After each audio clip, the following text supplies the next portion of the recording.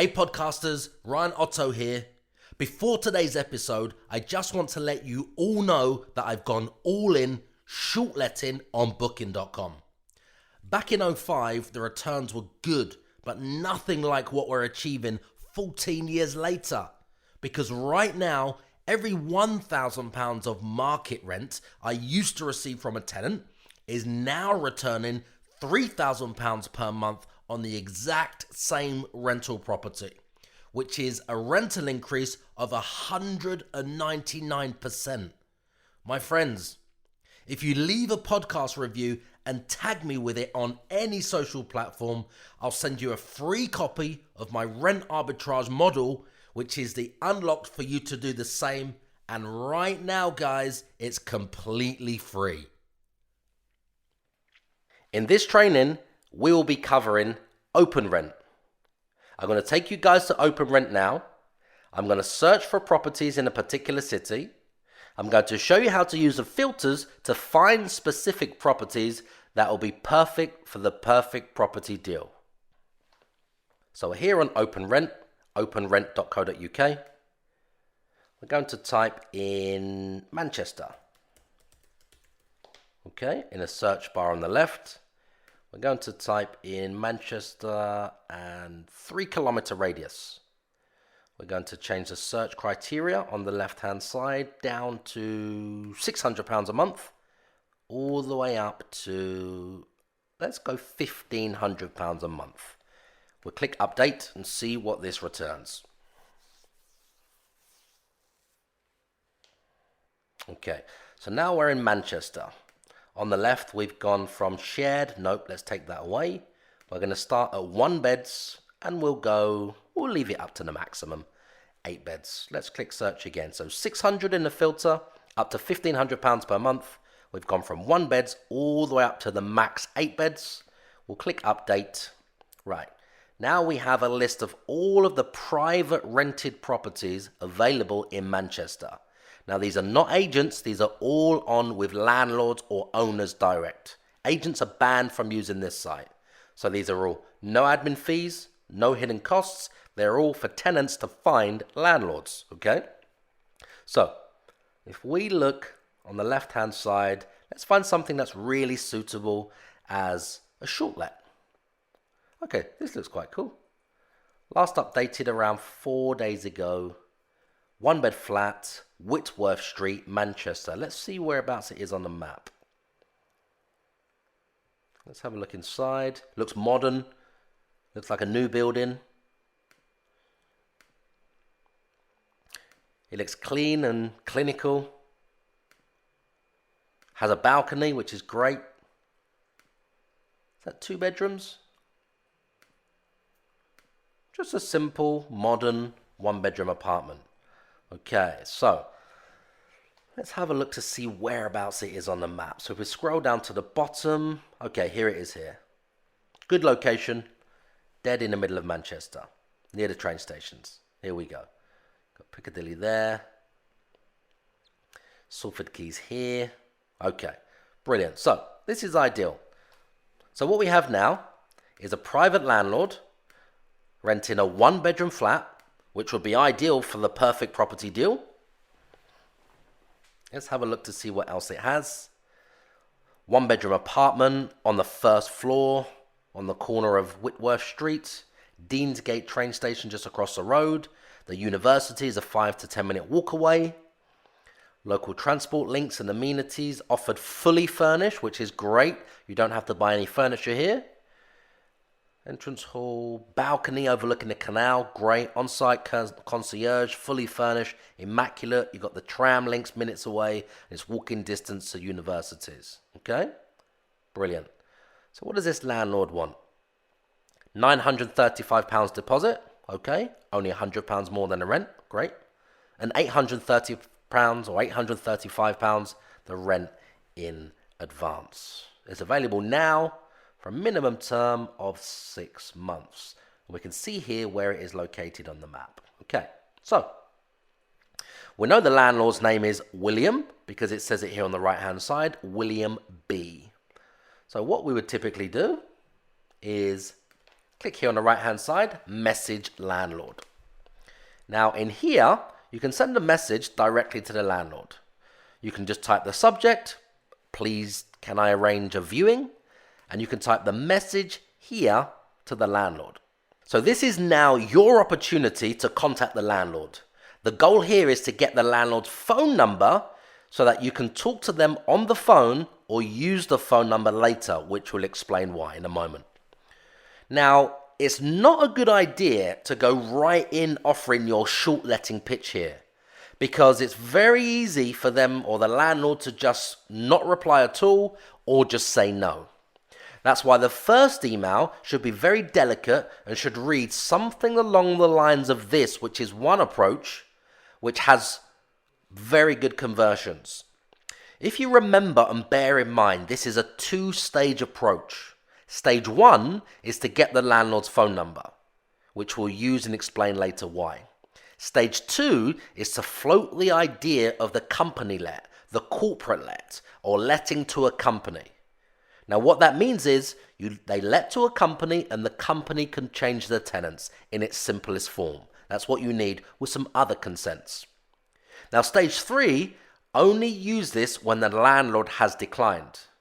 You'll get the contact number for the landlord so you can then contact the landlord as a third party or a separate entity now or once you have the landlord's phone number. Now stage three is the backup plan in case the landlord completely declines your offer. Okay? So, the message would read something along the lines of this. I would like to arrange a viewing as soon as possible. I'm ready to make a decision at the viewing if all is well, and I can also pay a holding deposit at the viewing too. I can supply everything you need to secure the property on the day. I'm also quite flexible to view over these days and times. So you would put in when you're available these days and these times. You'd ask the landlord what works best for you. You'd also ask what's the full address for me to come along and view. You'll just sign off with your name and regards, something like that. So the landlord would now reply to whatever email address you have linked to your Open Rent account. Remember, when you contact the landlord for the first time on Open Rent, it asks you to set up a very simple account. Just put your name, your details, link it to an email, and that's how you communicate. Okay? So let's assume that's already in place. You send the first message to the landlord. The landlord will usually reply to that message and say something along the lines of, "Dear your name, we can meet at the property on this date and this time. The address is," they'll give you the full address. Now you have the appointment confirmed. You also have the landlord's full address that you can use later. Now it's likely the landlord may ask you some additional questions here, and the goal is to answer them in a very careful, skillful way. So the landlord, it's what they want to hear. So when you get to view the property, it's at the property that you see what the landlord's thoughts are to letting to you as a corporate let or a company let. So you can have the condition or the clause or the pre-agreement that you can change your tenants at your discretion. Now what we found is if you can offer the landlords around 10% more than the market rent, this usually gets their interest, and this can even turn around a no to a maybe or even a no to a yes. Remember, using all the tools and the education that you're about to learn in this training, you can take a local AST market rent from £1,000 to £3,000 per month. So you can always have that huge margin to play around with, which means you can pay more than any other letting agency can, and you can pay more than any other local tenant can pay. So that's your trump card. All you need to do is decide how much you want to earn and make the landlord an offer they simply can't refuse. Does that make sense? So if the landlord declines to accept a company let, You have their phone number to follow up by phone. Now, the response from the landlord will usually be something along the lines of, "Dear your name, we can meet at the property on this date at this time. The address for the property is..." So now you have the appointment confirmed and the full address from the property. Now, the landlord is probably likely to ask you some additional questions here. Now, the goal is to get in front of the landlord at the viewing when you want to discuss or float the idea of the corporate let or the company let.